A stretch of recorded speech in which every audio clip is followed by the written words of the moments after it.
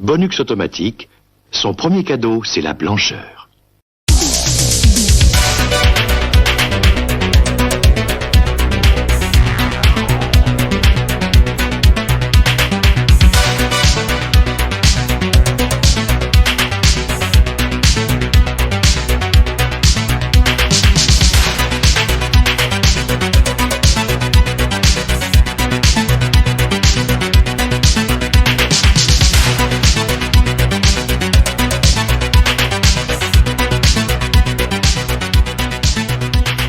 Bonjour à toutes et à tous et bienvenue pour ce nouveau cadeau bonus d'Itis le podcast. Alors pour ce cadeau bonus, je reçois Imraj et Nico. Est-ce que ça va messieurs ? Bidi, connexion en cours.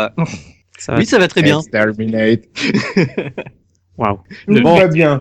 Bon, c'est cool. Moi j'ai pas va bien, parlé toi comme un robot. Ça va très bien.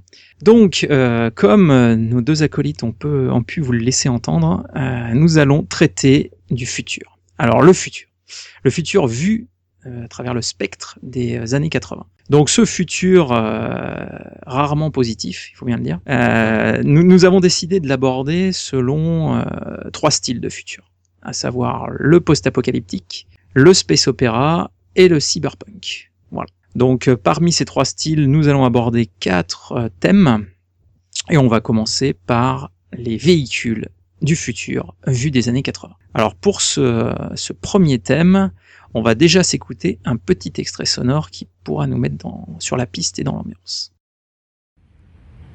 Double rotor céramique, 2 roues motrices. Putain, cet engin a même l'ABS et un système électronique. 12 000 RPM. Envie de la conduire, Tetsuo?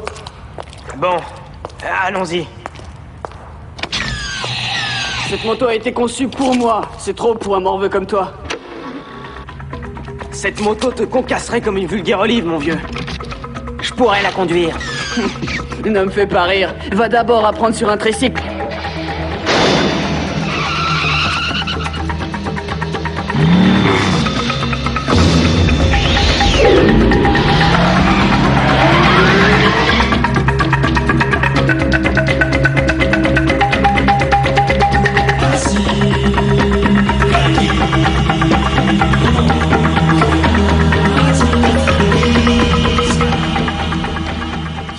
Donc cet extrait sonore pour vous parler du premier véhicule du futur au sein d'un animé très célèbre des années 80, à savoir Akira. Alors Nico, je te sens prêt à nous évoquer ce véhicule. Donc le véhicule dont moi je vais parler, ça va être le fantasme absolu de n'importe quel jeune ado et motard, c'est donc la moto de Kaneda. Donc Kaneda, c'est le héros du film. C'est un jeune loupard qui est le chef en fait d'un gang de motards. Et lui, forcément, il a la moto ultime parce qu'il c'est le chef. Donc il a une moto complètement futuriste vue des années 80, on va dire.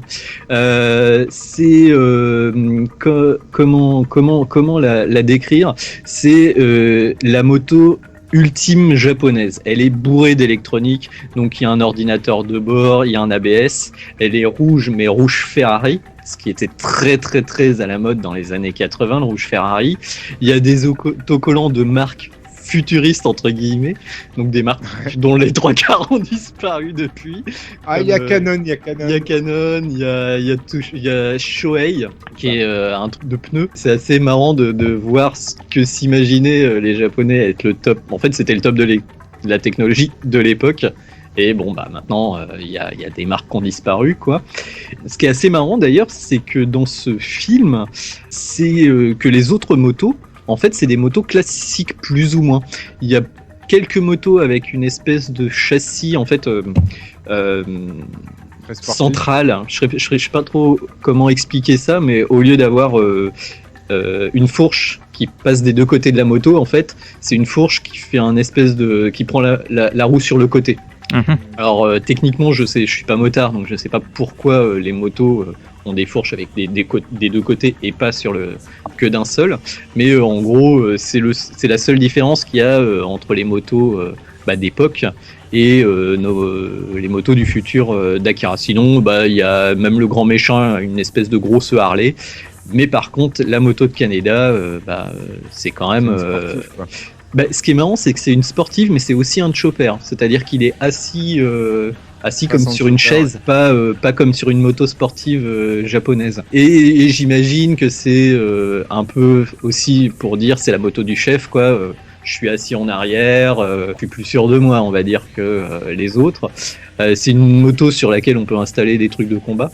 À la fin du film, il récupère un espèce de laser et du coup, elle s'installe très simplement sur la moto, quoi. Il est bien à l'aise pour la conduire. Et c'est aussi une moto qui fait des éclairs. Ça, c'est assez fantastique. C'est-à-dire que quand il met les gaz à fond, il y a des petits éclairs qui s'échappent de la roue avant. Enfin, voilà, quoi. Ouais. Je sais pas. Enfin, moi, en plus, c'est vraiment la scène qui introduit le dessin animé. Et cette scène est juste magnifique avec la ville des néons, une espèce de rémanence lumineuse. C'est la scène où il fait un dérapage là, sur la moto. Ouais, tout à fait. Ouais. Et en fait, on voit la trace des motos dans les rues, qui laisse une petite trace lumineuse derrière eux. Enfin, moi j'ai trouvé les photos de pose longues en ville où effectivement on voit les traînées lumineuses. Ouais, exactement. Et moi, c'est vrai que c'est le premier animé, comme beaucoup de gens, que j'ai vu au cinéma. Et c'est vrai que la claque, pour moi, pour un animé, j'ai jamais vu un truc aussi extraordinaire. Et le truc central de cet animé, et qui était sur beaucoup d'affiches de l'époque, c'est cette moto rouge juste magnifique, quoi. Moi, à titre personnel, à l'époque, c'était plus les BD façon Joe Barty, mais autres trucs bizarres. Oui, donc, pas vraiment. Pas vraiment. Enfin, pas pour Ave. Avec la fumée noire et tout. Le scooter de Gaston Lagaffe. Enfin, bon, donc on vous encourage à revoir Akira dès que possible, puisque pour mieux se rendre compte à quel point cette moto était révolutionnaire et d'anticipation. Jamais égalée. Non. Ok, bon, écoute, merci Nico de nous avoir parlé de cette moto. On va basculer sur le vaisseau, mais un des vaisseaux du film préféré d'Imraj. Le plus rapide de la galaxie. Je veux bien sûr mais parler en fait, pas suivi que ça. du vélo d'E.T. Non, voilà. Oui, on a décidé qu'on allait zapper Star Wars. Ouais, voilà, on va prendre. Et pourquoi ça tombe toujours sur moi, les mauvaises blagues? C'est vrai, ça t'as peut-être une tête à ce qu'on fasse des blagues sur toi, c'est vrai. Tête à blague. Ouais, tête à blague. Bon, en fait, donc, tu vas forcément nous parler de Star Wars. Alors, je ne dévoile pas ton choix de vaisseau, je te laisse nous en parler. Donc, du coup, on en a parlé un petit peu avant l'émission, donc du coup, évidemment. Je vais changer mes plans, je vais parler du deltaplane des Ewoks. Ah non, mais je suis d'accord. On voit pas les fils, c'est nickel. 3 bouts de bois, un petit peu de toile en peau et paf, un vaisseau spatial. Pour info, ça du coup ça existe, je pense à mon avis. Ça existe. Ouais, non, mais c'est pas de l'anticipation. Tu mets un ours dessus, c'est nickel.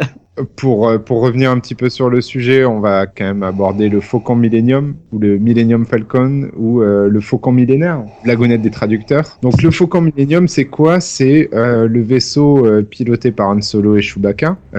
Donc dans l'univers de Star Wars, il faut savoir que c'est pas un vaisseau qui est unique, enfin il est unique dans ses modifications, mais c'est quand même un vaisseau à la base de type YT-1300.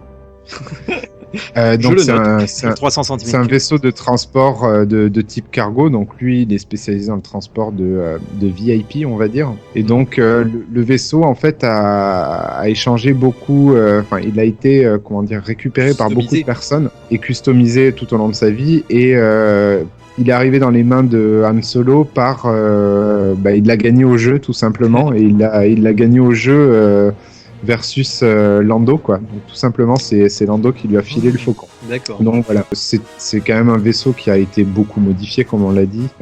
Tout ça pour encourager les actions illégales des propriétaires. Comparativement au modèle de base, il a des boucliers un petit peu plus puissants, même beaucoup plus puissants. C'est le vaisseau le plus rapide de la galaxie. Alors, on va titiller là-dessus. C'est le vaisseau le plus rapide de cette catégorie-là de vaisseaux. Et il a un armement militaire qui est assez important. Et puis, il a surtout l'hyperdrive qui lui permet d'atteindre des vitesses astronomiques. Mais astronomiques pour l'époque. Alors, c'est vrai que je suis pas non plus une encyclopédie, donc forcément, je me suis un petit peu renseigné. Mais la vitesse en hyperdrive, c'est 1200 km/h. Donc, vous voyez, c'est pas si C'est tout. important que ça. Ah ouais. Ouais, en fait, George Lucas devait n'a être un pas été problème, si visionnaire que ça. Ouais, Donc, effectivement, quand il fait des sauts, j'imagine qu'il courbe l'espace-temps, etc., machin. Mais c'est 1200 km/h, ce qui est pas si important que ça, quoi. Ah ouais, en effet, ouais. Et le côté bricolé, tu sais, si le XT-1300 de base, il a l'air aussi... Parce que c'est vrai que c'est un vaisseau qui est assez intéressant dans l'univers de Star Wars, c'est qu'il est tout de suite reconnaissable, parce qu'il y a plein de bouts qui dépassent, des trucs et des machins, alors que les autres sont beaucoup plus profilés, et ont beaucoup moins de personnalité, on va dire, que les autres.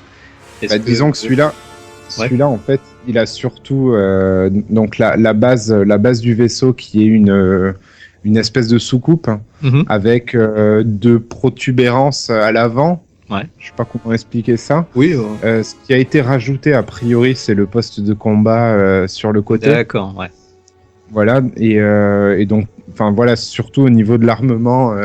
Après, l'aspect extérieur, je suis pas un professionnel non plus, mais je pense que c'est à peu près la même chose.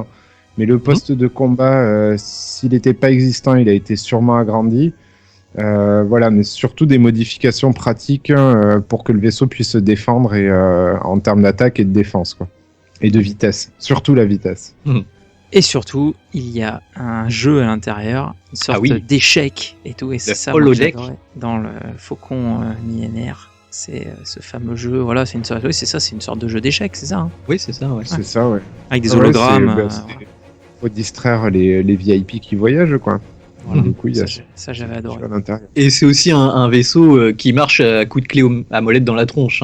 Faut voir C'est ça. que Ouais. il est fait, il est rebricolé et tout, et il y a des étincelles qui sortent de partout. Enfin, faut toujours que Chewbacca il le réparait. Il est aille très dans la vieux. soupe. Ouais. C'est un vaisseau qui est très vieux et effectivement, de par ses modifications, souvent, enfin voilà, ils veulent lancer l'hyperdrive, ça marche pas. Il faut que Chewbacca et Han Solo sortent la clé à molette, effectivement, et y bricoler pour pouvoir partir toujours in extremis, quoi. Ouais. Et le vaisseau n'est jamais détruit dans l'univers étendu, même un petit peu plus loin que les années 80.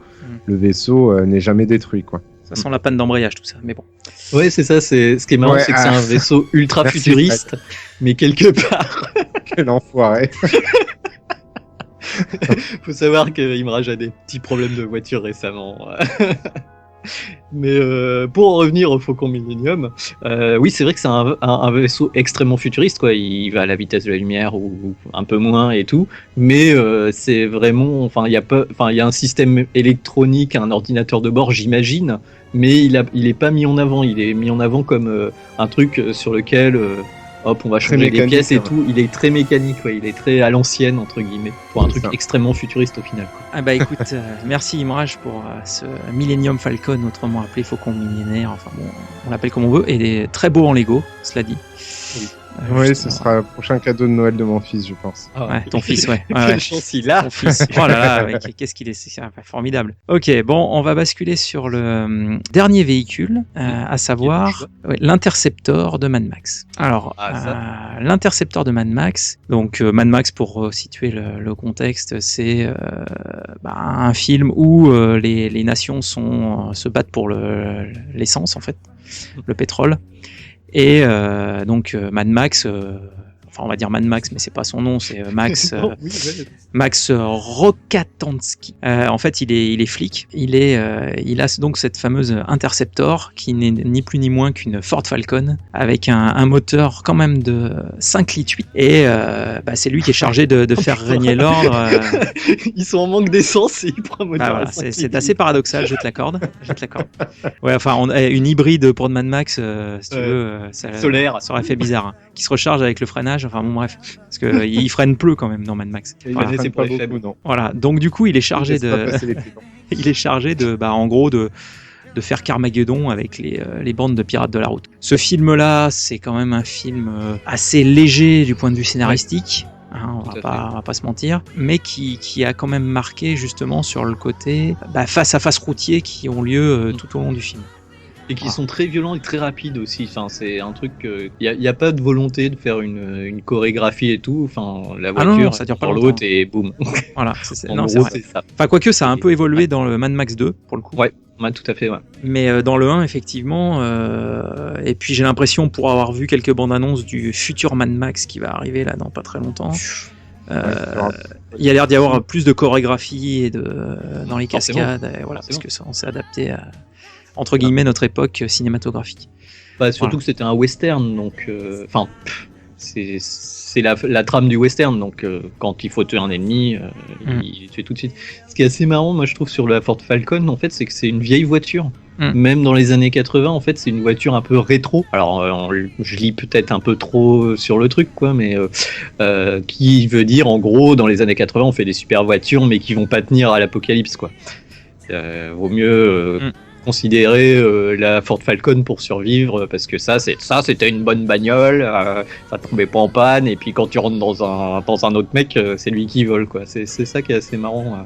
Ah, déjà, c'est une voiture américaine, quoi. Y a que ça C'est pas une saloperie japonaise. Et voilà, je veux dire, bon, c'est la base. Mais c'est la muscle car dans sa gloire machiste. Moi, je sais que quand justement le jeu vidéo Carmageddon est sorti, ça m'a de suite fait penser à Mad Max. Ah oui.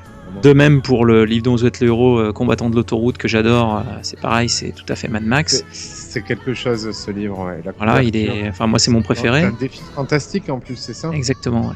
Ouais, ça pêche un peu avec le reste de l'univers, quoi, c'est marrant. Voilà, et c'est vrai que même voilà, des jeux vidéo comme Rage ou autres, c'est pareil, ça fait référence systématiquement à Mad Max. Donc c'est vrai que ça a influencé énormément de choses, et cette espèce d'anticipation de conflit pour de l'essence, les problèmes de pénurie d'essence et autres, c'est des choses qu'on nous évoque selon les périodes, mais on sait très bien que les énergies fossiles, il n'y en aura pas pour ad vitam aeternam. Et donc du coup, cette anticipation d'avoir vu un combat entre les différentes nations, est-ce forcément déconnant? Je suis pas sûr. Voilà, donc moi j'adorais ce véhicule, et puis justement, comme je vous disais, pour toutes les influences qu'il a pu avoir sur d'autres univers, et je tenais à l'évoquer. Moi, ce qui me fascinait sur ce véhicule, surtout le bout de moteur qui sort du capot, quoi. Ouais. C'est pas très pratique pour voir, mais c'est vrai que ça donne encore plus un côté... parce que la voiture, sans cette partie du moteur... Muscle car. Ouais, mais là c'est énorme, tu vois, c'est vraiment le bolide ultra puissant par définition. Bon, écoutez, on a forcément oublié les véhicules, mais c'était nos 3 choix de véhicules du futur vus par les années 80. En deuxième thème, on a retenu les ordinateurs. Alors évidemment, ça porte à sourire, surtout pour les gens qui, comme nous, sont un peu geeks et qui aiment bien les ordinateurs. C'est vrai que ça prête toujours à sourire quand on revoit des films des années 80, et notamment comment était soit présenté, soit évoqué le côté informatique de la chose. Alors on peut commencer tout d'abord par justement le film Tron. Alors Nico, je te laisse nous évoquer ce film. Ouais, ce que tu disais sur les ordinateurs, la vision un peu vieillotte et tout, justement, dans Tron, je trouve que c'est juste peut-être une vision qui s'est pas réalisée, mais qui est une des plus visionnaire, pas visionnaire, mais futuriste en fait. C'est un truc que peut-être on va voir dans les années à venir. C'est la création de ce qu'on appelle un cyberspace, c'est-à-dire un système informatique qui ressemble à une réalité alternative que dans le cyberpunk on appelle une matrice en fait, qui a été repris dans le film Matrix. C'est-à-dire que au lieu d'avoir un système comme on a maintenant, par exemple Internet, c'est des fenêtres, des pages, des trucs comme ça. Là en fait tout est matérialisé comme une réalité alternative, c'est-à-dire que les programmes sont matérialisés comme des gens, les bâtiments sont comme ce qu'on pourrait appeler un site internet. Là c'est carrément un bâtiment en fait. Et c'est ce qui est assez intéressant dans Tron, c'est donc pour résumer le film, c'est un être humain qui est emporté dans cette réalité alternative contre son gré et qui doit y survivre en fait. On a donc ce principe aussi de l'humain qui a sa conscience téléchargée dans la machine, qui se retrouve... Alors là, carrément, son corps est détruit, mais pourra être matérialisé. Alors, me demandez pas comment c'est possible, mais en gros... tu nous expliques. Il y a un rayon laser magique qui fait qu'il est zappé de la réalité. Et je vais pas vous spoiler la fin, parce que c'est un film que je trouve qui est toujours regardable, mais... Ah, t'as pas aimé le revoir? Ah, moi, je trouve c'est un peu naïf sur certains points. Ah, mais Mais complètement. C'est un petit peu difficile, moi, personnellement. Mais, ouais, je sais pas. Moi, je préfère quand même la nouvelle version. Ah, Non, la je nouvelle. déconne. Non, je non, rigole, mais moi je rigole. j'ai bien aimé la nouvelle version au final, mais c'est à cause de la Je l'ai même musique. pas Hein. vu. La musique est géniale. Mais la mise en visuel du premier Tron a été en partie bien sûr, faite par Moebius. Et du coup, c'est un des premiers films où on a eu un décor complètement fait en images de synthèse, en sachant que c'était pas, ça a plutôt pas trop mal vieilli. Ils ont fait avec ce qu'ils avaient à l'époque. Hein. C'est pas du délire visuel, c'est très simple, hein, c'est du vectoriel, néon. Mais je trouve que la direction artistique reste vraiment sympa. Et le dernier point qui est assez intéressant dans la vision de l'informatique de Tron, c'est que en fait on a aussi en face de nous des intelligences artificielles qui sont conscientes d'elles-mêmes en fait, qui sont quasiment des formes de vie dans cet univers virtuel. Et du coup, ils ont. Alors, il y a une religion qui se crée, il y a une espèce de métaphysique qui se crée aussi. La plupart des personnages que le héros va rencontrer, qui lui est un humain, qui est un programmeur, donc qui est considéré comme un dieu, va rencontrer en fait des programmes, mais il va se lier d'amitié avec eux et ils vont avoir leur propre personnalité. Ce qui est quand même, ce qui est toujours de l'ordre du fantasme pour l'informatique en 2014 au moment où on enregistre cette émission. Mais l'idée ce qu'ils appellent une singularité, c'est-à-dire une intelligence artificielle qui naîtrait des systèmes informatiques connectés, c'est un truc qu'on n'a pas encore vu en tout cas. Donc pour le côté obsolète, je suis pas forcément d'accord. Mais voilà. Non, Pour le côté visuellement obsolète, oui, peut-être. Voilà. Bon. Et Alors. toi, est-ce que tu as un ordinateur du futur trop Non, moi je me souviens effectivement du poste de commande de Star Trek. Ah ça, Donc, c'est pas des écrans tactiles.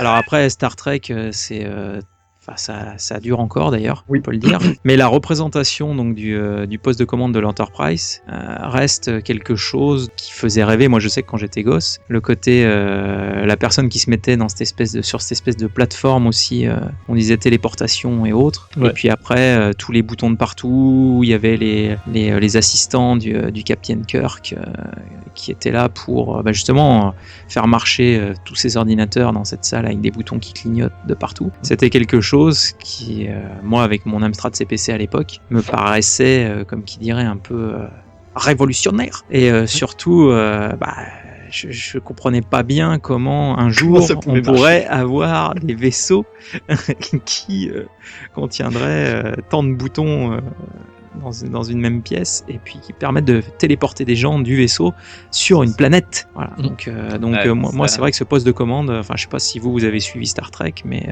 pas du tout, je suis pas un Trekkie, mais je vois à peu près, hein, c'est des gros boutons mécaniques. Ouais, c'est des gros c'est ça qui est boutons assez lumineux. marrant.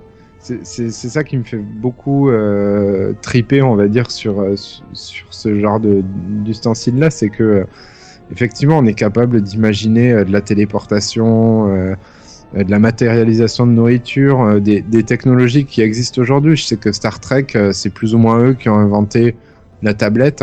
Il y a des tablettes dans Star Trek. Et du coup, d'en rester quand même avec une vision très 80s où les boutons, les différents boutons sont des boutons mécaniques.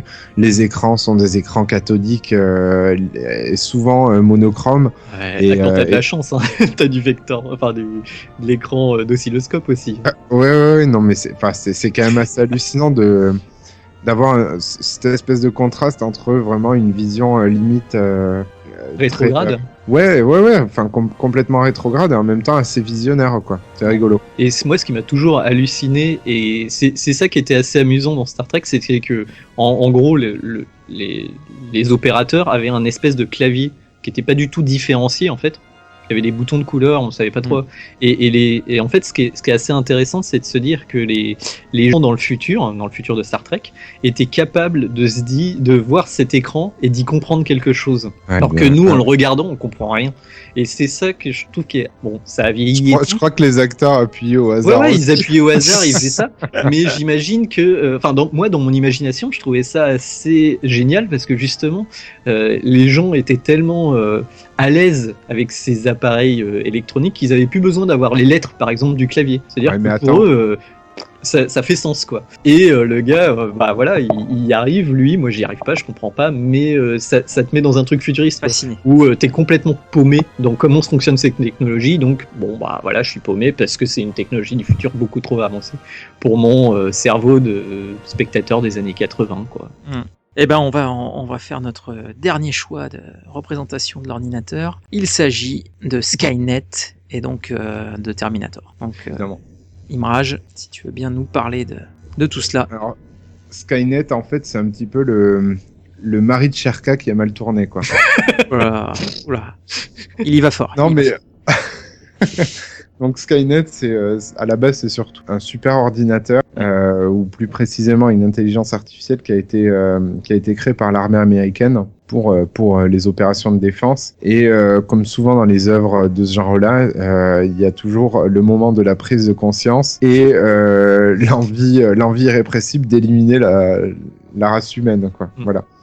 Et il me semble que c'est quelques secondes, il l'allume et quelques secondes après, c'est la fin, quoi. Je suis pas tout à fait sûr. Il me semble que c'est ce qu'ils disent en tout cas dans Terminator 3. Ouais, j'ai un doute là-dessus, mais je vais pas trop m'étendre, mais j'ai cru voir à un moment donné une référence à une date à laquelle Skynet devient consciente, ouais. Devient consciente, donc voilà. Et ce que Skynet fait et a très bien compris, une des premières idées de Skynet, c'est réellement donc de détruire l'humanité. Elle arrive à s'emparer des réseaux mondiaux, donc d'avoir une puissance de calcul absolument illimitée, de mettre au point notamment le voyage dans le temps, ce qui lui permet d'envoyer Schwarzenegger pour aller titiller la famille Connor. Elle a très bien compris aussi comment fonctionnent les relations entre les différents pays.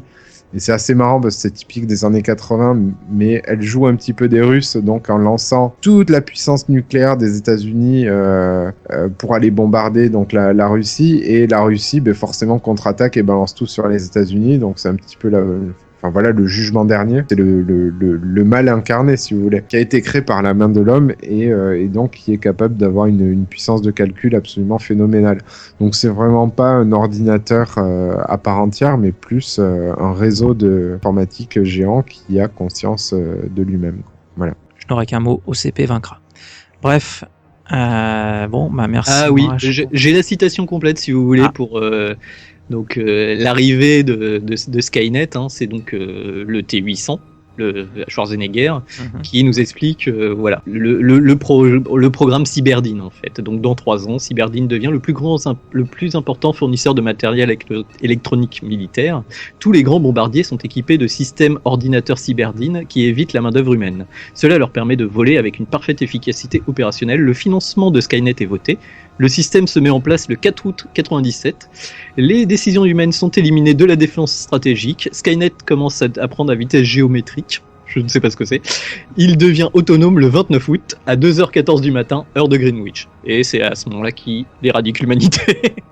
Un peu moins de 15 jours après. C'est formidable. Eh ben écoutez, merci messieurs et pour cette précision.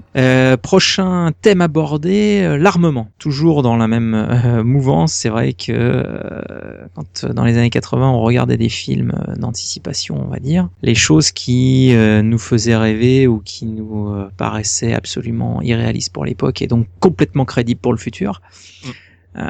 Il y avait justement tout l'aspect armement et autres. Donc, façon de tuer son prochain. Voilà, façon de tuer son prochain. On va commencer par tout d'abord la technique du haut couteau. Oui.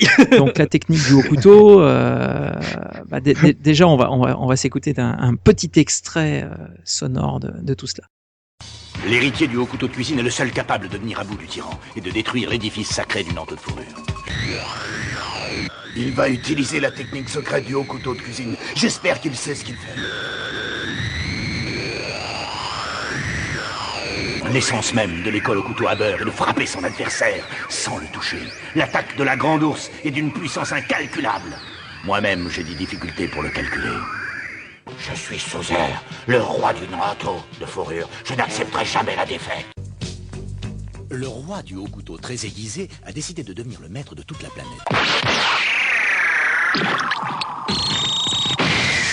C'est une qui pense au couteau épluché. C'est ici et maintenant que s'achève ta route. Je serai bientôt le seul et unique détenteur du savoir au couteau à huître.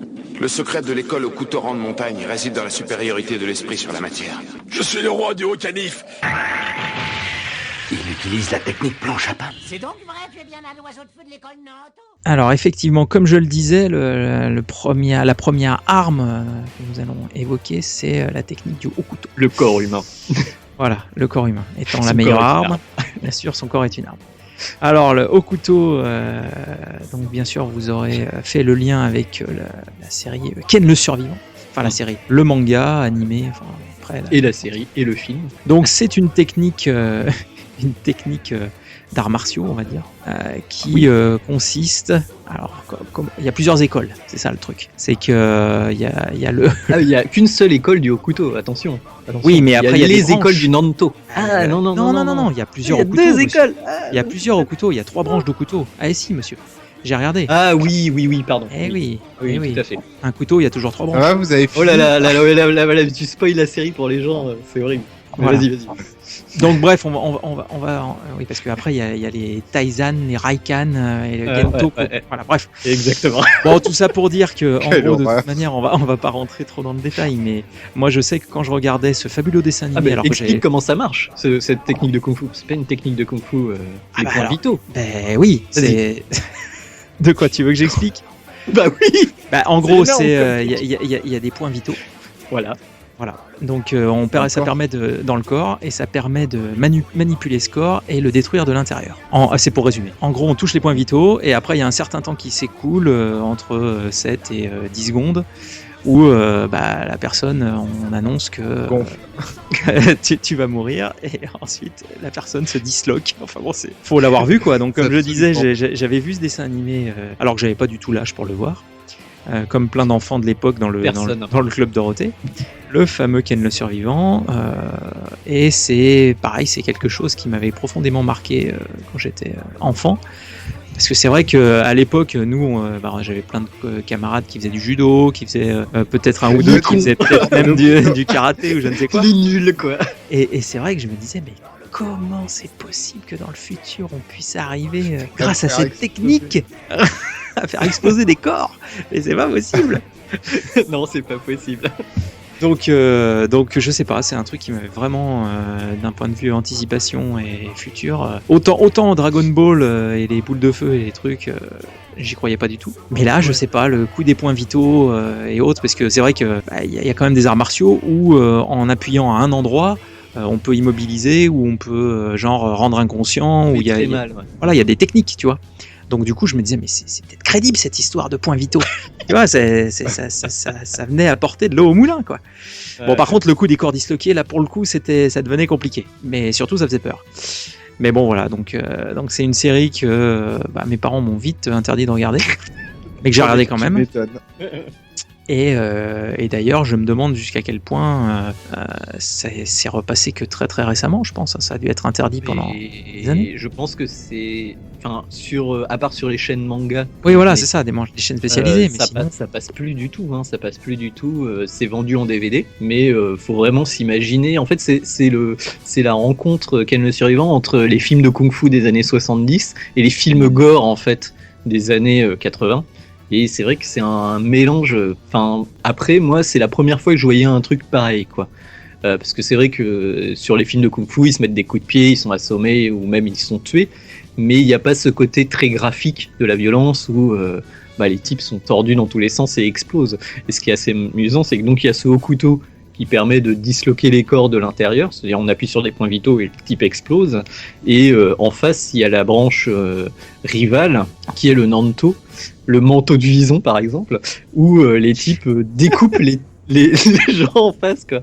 Et il y a le fameux Ray, l'oiseau de feu, il passe sa main devant toi. Ah mais lui, je le connais. Et ça te découpe en tranches. Mais ça y est, je me souviens de lui. Il avait une barbiche. Bah oui, carrément. Il avait une barbiche. Non. Ah non, c'est pas lui, parce qu'il y en a un, il faisait comme des traits sur le corps. Il faisait comme des traits sur le androgyne. corps et il découpait en lamelles. C'était Oui, terrible. c'est ça, c'est lui. Il me faisait peur. C'était horrible. Et effectivement, et je me souviens qu'à l'époque, voilà, les fameux doublages dont on a écouté tout à l'heure un extrait, les doublages un peu, on va dire, humoristiques, étaient complètement sans lien avec les doublages originaux qui étaient beaucoup plus violents et voilà, et c'était suite justement à des réactions de familles de France et autres, quoi. Ah, mais même des doubleurs, hein. C'est les oui, voilà, doubleurs. et puis les doubleurs. La légende veut que ce soit les doubleurs qui disent l'initiative. attendez, non, c'est pas possible. On va foutre ça à des enfants, on va faire les cons, quoi. Voilà, exactement. Pour dédramatiser un peu. Ouais, sauf que bon, qu'est-ce qui est le plus fort, le visuel Je crois que dans l'histoire officielle, ils ont fait grève.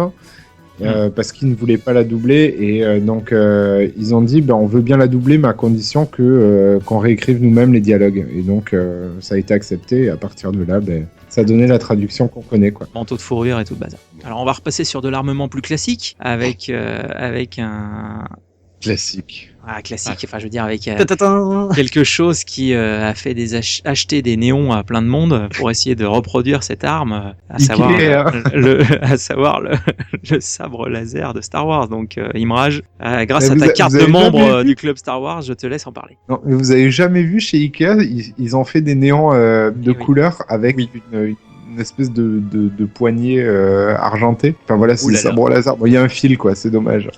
Ça casse. Bref, c'était la parenthèse pourrie. C'était l'ancienne version, tu sais. Ils le branchaient sur le secteur et puis ils se battaient avec.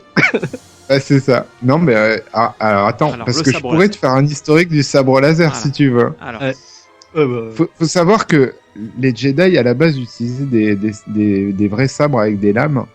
Et quand ils ont compris un petit peu la technologie donc de laser, ils se trimballaient avec des grosses batteries dans le dos. Voilà.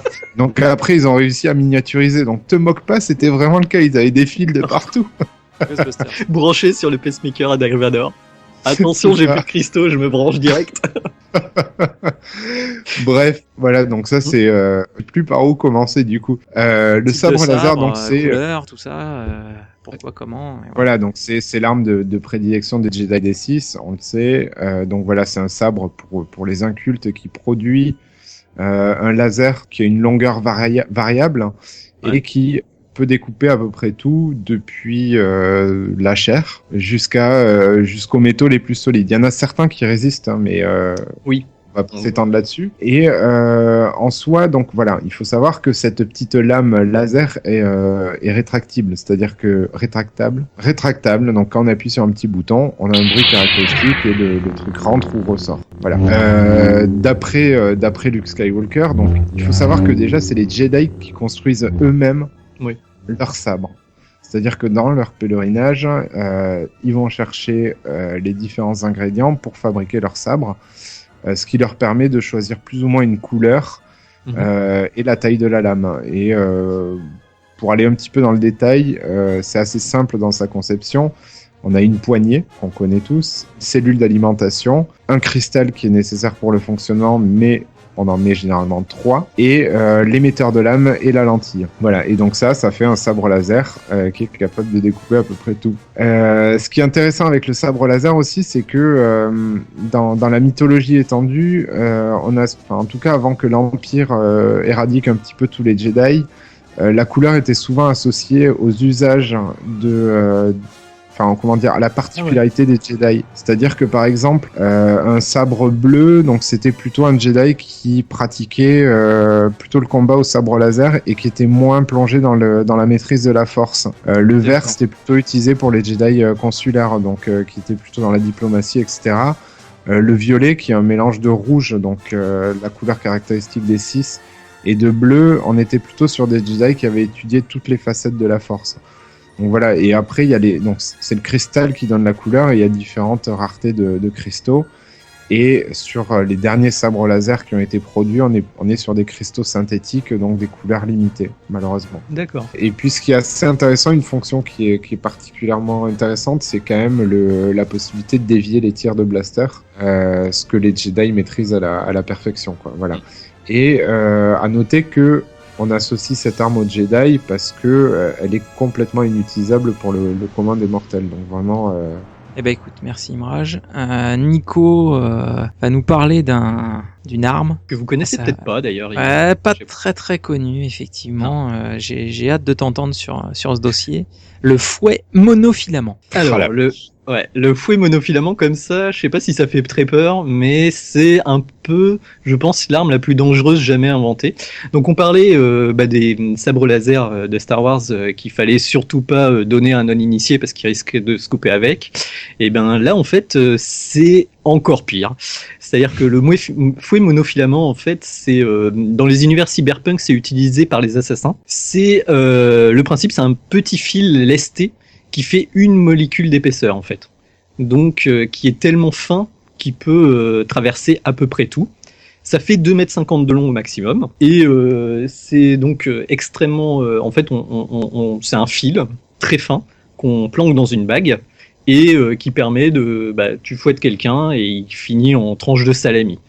On peut en voir un dans un film des années 90 dont on a parlé tout à l'heure, c'est Johnny Mnemonic. Effectivement, c'est un assassin des triades qui tient ça et qui se bat contre Johnny Mnemonic, je crois, et qui finit avec l'arme retournée contre lui et qui donc est coupé en 3, 4, un peu à la Ken le survivant aussi. Et donc c'est une arme pour le corps à corps, hein, et donc ça permet de planquer une arme sur soi de façon très facile et de tuer à peu près n'importe qui, parce que il y a quelques œuvres de cyberpunk, principalement dans les mangas, où les types peuvent couper un tank en deux avec ce genre d'armes, parce que dans l'absolu, il n'y a rien qui les empêche de passer à travers n'importe quelle matière en fait. En sachant que techniquement, effectivement, ça peut être aussi dans le cyberpunk, les gens ont des prothèses et donc on peut en planquer dans un doigt mécanique. Et donc techniquement, on peut en porter 10 dans les mains et ça ne se voit absolument pas parce que c'est un fil d'une molécule de large, donc ça passe à peu près dans tous les détecteurs d'armes conventionnel, on va dire. Un pistolet, ça passe pas. Un fouet monofilament, ça passe. C'est donc une arme de jeu de rôle, hein, principalement, qui est très compliquée à gérer par un maître de jeu, parce que le joueur, il a ça sur lui. On peut pas lui enlever. Et il peut tuer n'importe quel boss de fin de niveau, entre guillemets, d'un coup. Parce que les dégâts sont juste monstrueux, quoi. Voilà. Donc c'est certainement la plus mortelle jamais inventée, je pense, dans les armes futuristes. J'espère que personne n'aura l'idée d'inventer ça, parce que franchement, c'est juste horrible, quoi. C'est ce qui est sympa dans le cyberpunk, c'est ce côté un peu essayer d'optimiser à chaque fois un principe. C'est-à-dire qu'un humain de maintenant pourrait pas utiliser un fouet monofilament, mais un humain avec des réflexes améliorés, des membres mécaniques, des trucs comme ça, pourrait être capable d'utiliser ce genre d'arme, quoi. Il y a peut-être une arme qui serait supérieure en termes de coupe. Hein. Ouais. C'est la seule que je vois, c'est le Ginzu 2000, donc c'est oui. cuisine. J'allais dire le fil pour couper le foie gras, mais j'ai hésité. Mais c'est une sorte de fil à couper le foie gras amélioré, hein.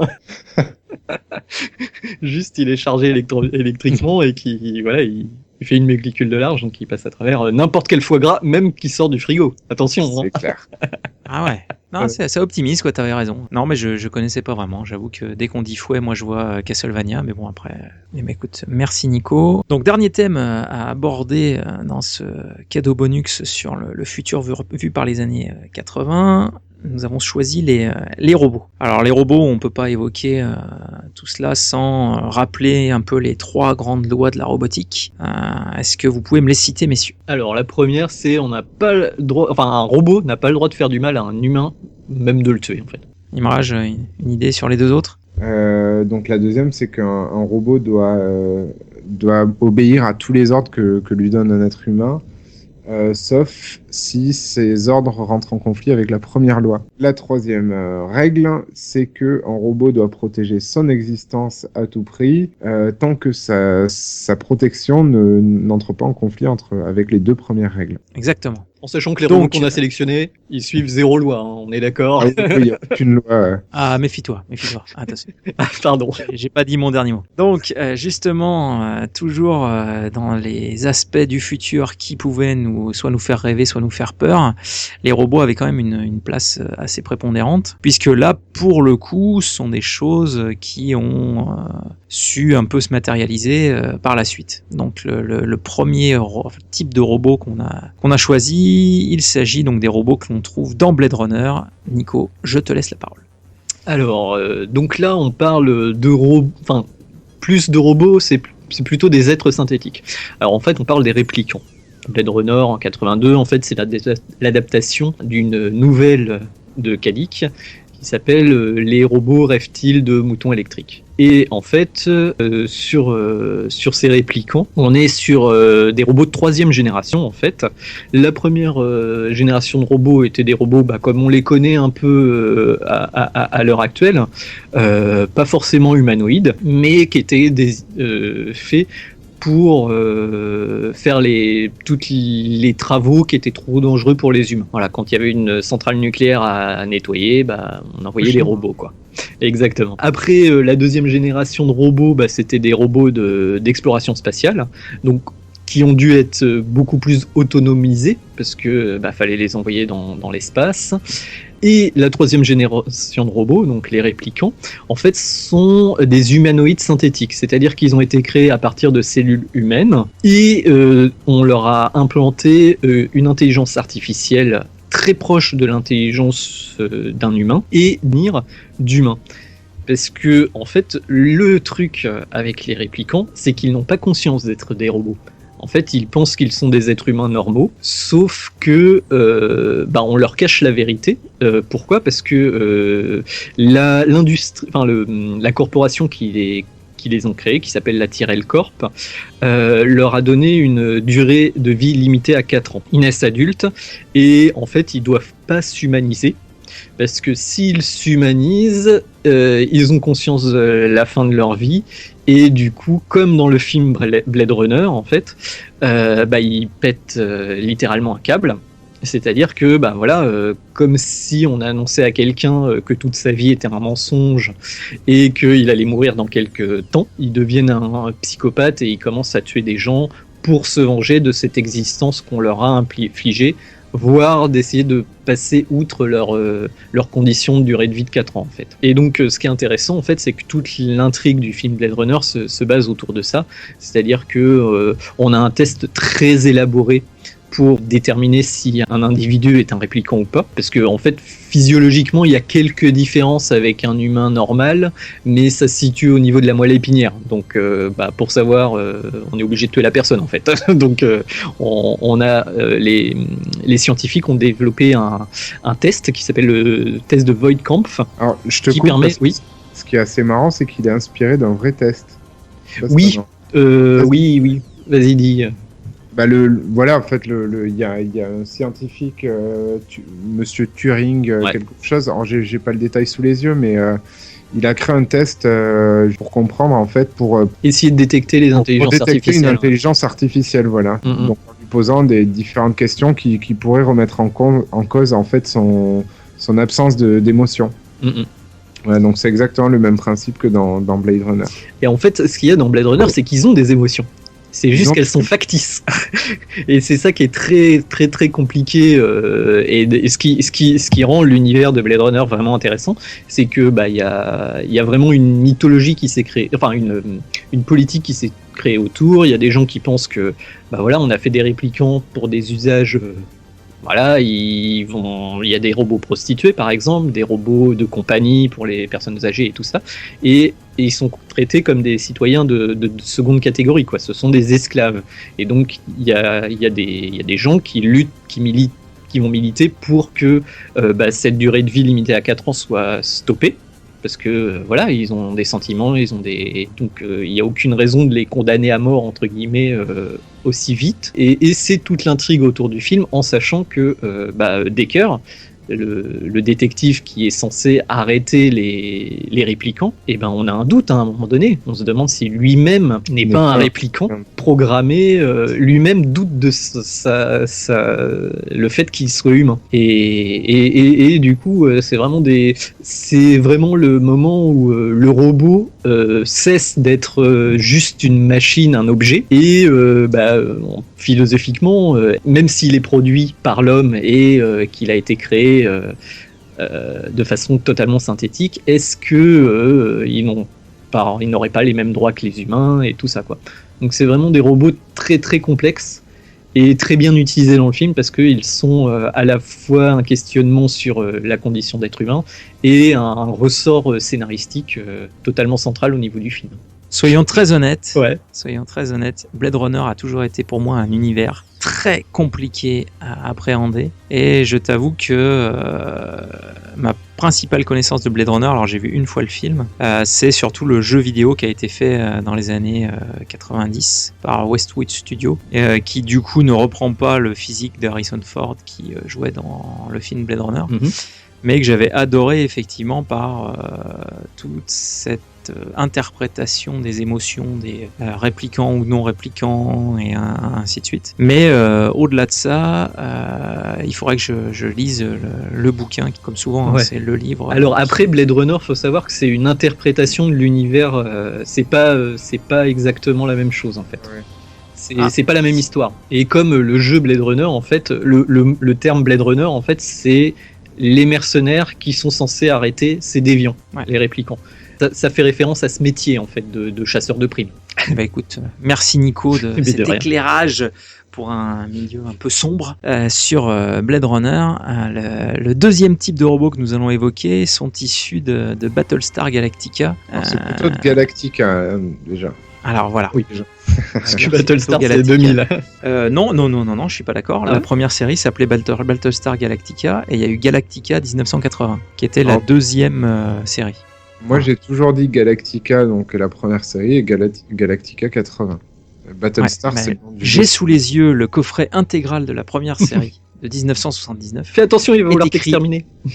Est écrit gros, en forme de casque de Zilon, est écrit en gros Battlestar Galactica. Donc nous allons parler des Cylons. Alors Imraj, est-ce que tu peux nous parler des Cylons ? Alors déjà c'est les Cylons, parce que les Cylons c'est quand même moche. Ça fait agricole, tu veux dire ? Ouais, je sais pas, ça fait VF pardon, c'est... Enfin bref, c'est pas grave. Oui, mais on a déjà dit que les séries à l'époque dans les années 80, on aimait bien la VF et qu'on regardait en VF, monsieur. Oui, mais les Cylons c'est quand même pas très joli. Les Cylons... il faut savoir que à la base, c'est pas des robots, c'est des Cylons, c'est une race reptilienne qui a développé des robots, qui les ont exterminés et qui se sont dit, bon, tant qu'à faire, on va reprendre leur nom et donc on va s'appeler des Cylons nous aussi. Donc déjà, les Cylons à la base, voilà, c'est une race reptilienne qui a créé des robots. Donc il y a quelques représentants dans la série et voilà. Et donc c'est des robots, tout ce qu'il y a de plus basique, donc c'était les projections typiques des années 80, donc pour la plupart, c'est des robots humanoïdes, donc de bras, de jambes. Il y a différents types de modèles. On commence par le modèle 1, donc qui est l'Imperious Leader, donc c'est le chef des Cylons. Donc je sais pas trop à quoi il ressemble à une espèce de boule de suie avec 2 yeux. D'accord. Et une grande cape. Il ressemble pas vraiment à un robot. Il est vraiment bizarre. Ça pourrait être une race extraterrestre. Donc je vous invite à regarder Imperious Leader voilà, dans Google Images. Vous allez voir qu'il est assez bizarre. On a ensuite l'IL Series, donc qui sont plus ou moins des citoyens. On a les Ceinturions. Donc il y a 2 types de Ceinturions, mais je vais pas m'étendre. Là, on est vraiment sur ce que tu dois avoir sur ton coffret, Fred, donc les modèles militaires qui ressemblent un petit peu à des grippins. C'est comme ça qu'on les appelle. Voilà, donc c'est grosso modo le casque de Dark Vador s'il avait été imaginé par des enfants. Le design est quand même assez particulier, quoi. Avec K2000 à la place des yeux, quoi. Ouais. C'est ça. Ah oui, ça c'est... Donc voilà, ils sont... Voilà, et il y a le petit son qui va avec, c'est-à-dire que quand ils sont en analyse ou quand ils marchent, etc., ils ont une espèce de bruit qui ressemble un peu à K2000 aussi.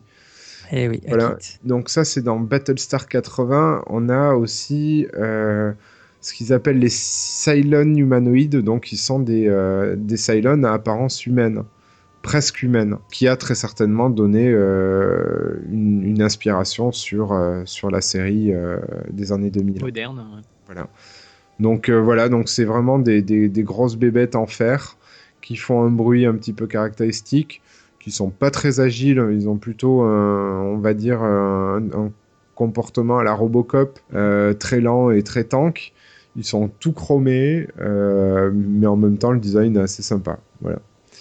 Et pour la petite info, il faut savoir que Cylon, c'était un conspirateur athénien du 7e siècle avant Jésus-Christ. Donc je pense que le nom n'a pas été choisi par hasard. Et tu penses qu'il faisait un duo avec Garfunkel ou pas? J'hésite encore. Garfunkel. Camembert de qualité, bravo. Bien sûr. Donc voilà. Bon, bah écoute, voilà pour les Cylons. tout ça, c'est magnifique. Alors bah j'ai un petit dernier robot. Alors là j'ai longuement hésité. Je vais pas vous cacher que j'ai hésité entre le robot qui faisait le ménage dans Rocky. Quand il devient super riche, il y a un robot qui fait le ménage pour Polly. Polly, enfin bref, qui l'affuble une voix de femme un peu, une professionnelle. Bref, j'hésitais entre ce robot-là, mais je me suis dit, pourquoi ne pas parler du gendarme et les extraterrestres? Mais pourquoi pas? Ben voilà. Alors, le gendarme et les extraterrestres. Donc, comme son nom l'indique, il y a des extraterrestres dedans. Bah oui, il n'y a pas de robot. Ces extraterrestres, alors justement, ces extraterrestres se matérialisent sous la forme qu'ils veulent. En fait, ils arrivent par une soucoupe volante, puisqu'à l'époque, c'était donc le réalisateur du Gendarme et les extraterrestres, c'est Jean Giraud, qui a lui-même fait la soupe aux choux 2 ans plus tard. Et c'est exactement la même soucoupe. Un grand nom de la SF française. La denrée en moins, le fameux... Enfin bref, on s'arrêtera là. Et tu donc aussi bien que moi j'ai ma carte du club soupe aux choux. Donc du coup, ces extraterrestres peuvent prendre l'apparence qu'ils veulent, donc ils prennent l'apparence des gendarmes. Et pour la petite info, c'est Lambert Wilson notamment qui fait ses premiers pas au cinéma dans ce film. Je pense pas qu'il le clame haut et fort, puisque c'est quand même pas un des plus grands films français, c'est même le pire des gendarmes. Mais en gros, ces extraterrestres, ils boivent de l'huile. D'accord. Parce que c'est un peu des robots quand même. C'est même carrément des robots, puisque on finit par découvrir, à un moment, il y en a un qui se fait arroser. Alors, je vous dis pas les effets spéciaux, hein, du très très gros niveau. Il y en a un qui se fait arroser et qui fait un bruit un peu de boîte de conserve, se déplace jusqu'à une plage et meurt. Et en mourant, donc effet spécial, il y a des structures métalliques avec du plastique autour et le plastique fond. Et donc là, Michel Galabru, donc l'adjudant Jérôme Gerbert, découvre la structure métallique du robot et que c'était bien des robots. Voilà. D'accord. Donc et ces robots, leur but ultime, c'était d'enlever les gendarmettes. Les gendarmes. Bah non, là non, c'est pas le même épisode, ça. Et du coup, bien sûr, du fait qu'ils découvrent le poteau rose, après, ils font la chasse aux robots extraterrestres. Et tout se finit, comme dans tous les gendarmes, par le défilé de la fanfare à Saint-Tropez, et ainsi de suite. D'accord. Est-ce qu'il y a une espèce de paranoïa qui s'installe entre qui est un robot, qui n'est pas un exactement. robot dans l'équipe de... Ils devraient le refaire avec une ambiance à la The Thing de Carpenter, je pense. Ouais, puisque, ou Battlestar Galactica. Quoi. Voilà.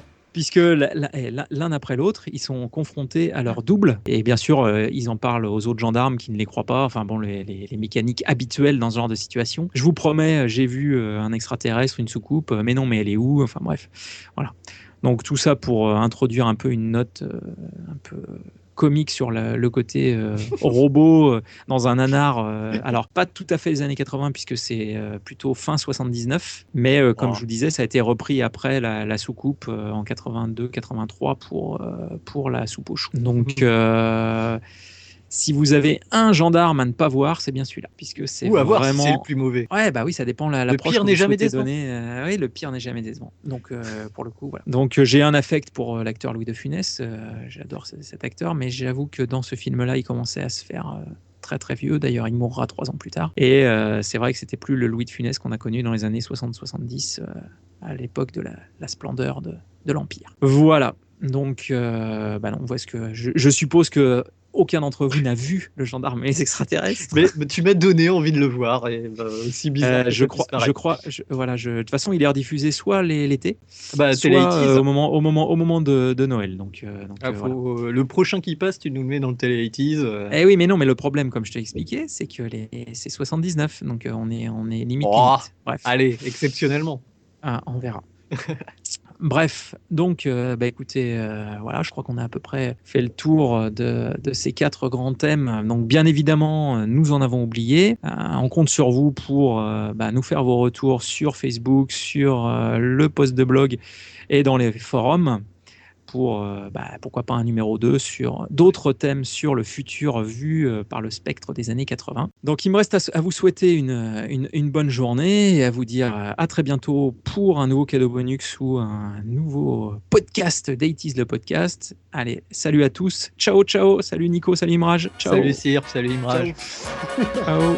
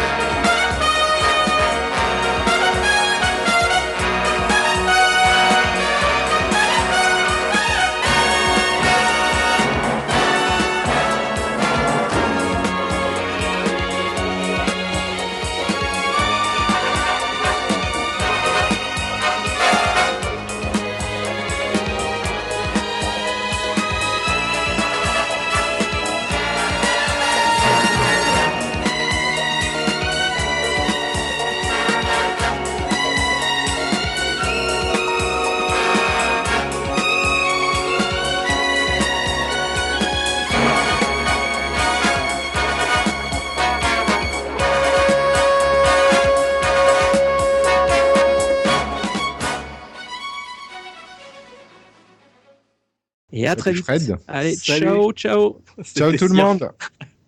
Ciao. Mais Imraj, mais tu me régales. Il est magnifique. Oh, ça se mettra en fin de. On la refait pas Oh bon, non, on la refait. Ouais, si, on la refait. Bon, allez, on est reparti.